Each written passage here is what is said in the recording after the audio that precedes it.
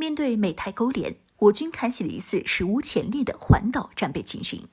就连山东舰也加入了其中。美军机更是在抵近侦察时被我军警告驱离。来看详细情况如何。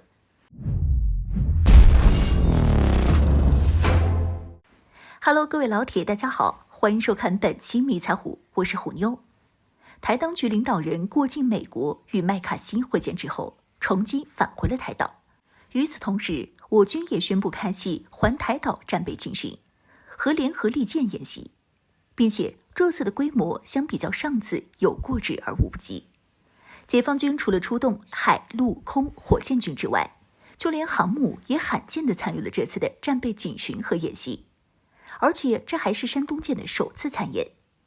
相比较上次的环岛军演，这次是环台岛战备警巡和联合利剑演习结合起来。环台岛战备警巡指的是解放军海空军组织兵力，并实弹跨越台湾海峡打靶进行战备巡逻，而联合利剑演习则是海陆空火箭军多军种对台岛合围，形成不断紧逼的态势。二者结合起来，就是对台岛实行了全面围堵。当前，中国海军首艘国产航母山东舰已经抵达台岛东部，伴随着山东舰前来的还有海军054A 等多艘驱护舰。这些驱护舰根据现场态势组织近距离突击、远域涉阻、防空反导等科目演练。同时，东部战区陆军远火、歼击机、轰炸机、干扰机、加油机、反潜巡逻机、火箭军、长岛火力也快速前往预定区域进行机动部署。根据现场画面可以得知，在首日参演的队伍中，出现了歼16、轰6K、运8反潜巡逻机等装备，并且还都处于战备状态。所以演练项目都是实装实弹，舰机雷达更是保持随时开机，从而应对任何可能发生的情况。在这种情况下，台海全域可谓是火力到达了一个顶点，看似没什么人会上赶着来搞事情。毕竟在之前，我国就发布了航行警告，禁止无关人等进入此区域。结果还真就有人这么上赶着挑事来了，并且还和我军发生了遭遇，遭到我军警告驱离。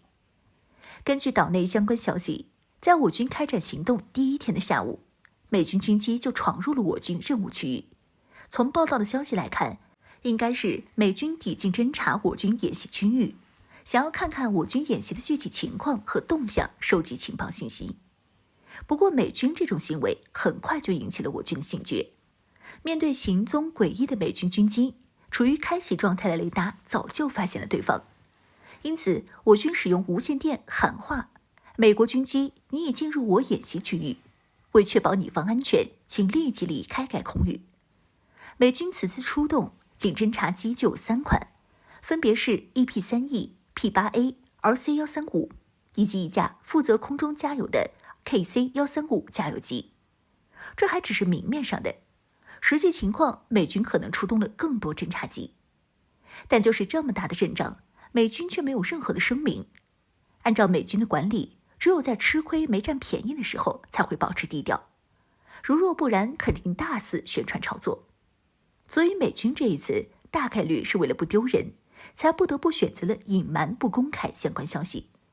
就像当初的核潜艇在南海撞山一样，被曝光之后实在瞒不住了才公开消息。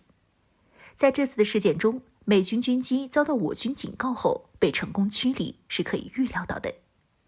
此次环岛演练，解放军可谓是火力全开，海陆空3军齐出之外，就连火箭军都加入到了这次的行动中。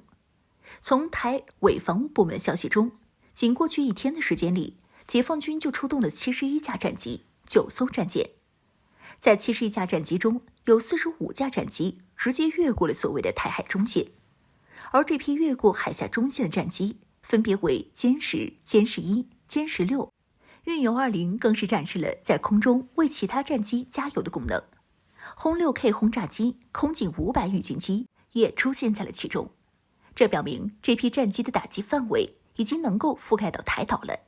甚至是连美军在台岛周边的部署都能覆盖到了，明显是在为未来可能到来的台海冲突做演练。所以美军也十分关注，即便是我国早就下达了通知禁止通行，也要冒险靠近想收集情报。而我军的态度也有力强硬，面对这种挑衅，直接警告马上离开，如若不然将后果自负。由此可见，当前的台海之争实际上已经变为了中美之间的博弈。以台军的实力，完全不必要我军如此声势浩荡的演练，甚至就连山东舰都参与到了这次的战备警巡和演练当中。既然是警巡，显然就是为了防备别人的。在围台的时候，有什么人是需要我军防备的呢？